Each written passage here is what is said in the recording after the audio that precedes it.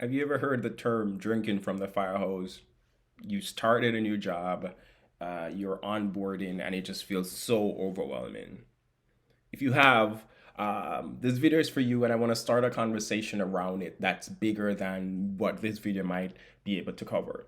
Um, I've been thinking about this, and I've done tons of research over the years.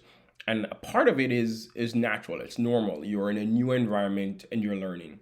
However, if you've been working at a startup for a longer period of time or gone to many different startups, at a certain point, it should decline and you should feel like you're moving more towards a master. You should feel like I am getting some of the stuff. I should feel like there's some steady ground here. Because if you're continually always doing something new and you're never, um, like feeling like you've grasped one thing and you're always moving on to the next thing, the new thing, then how would you know if you're feeling, good about what you do? You're always going to feel anxious. And so I want to start a conversation with the managers out there. When you set up your onboarding programs, when you think about your learning and development programs, what does it look like?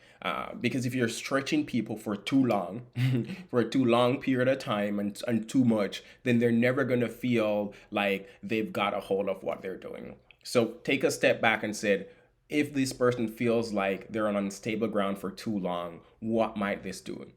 The other thing I've been thinking about as I've been hearing that from some of my reps and some of my colleagues is, do they have additional people around them? Is it everyone in the org that's feeling like they're too stretched? Or do you have senior people who can show like, hey, here is a line of sight to get to where we need to be? Or, better than that is they're stable, because if everyone is being stretched at the same time, then that's then a cause for disaster.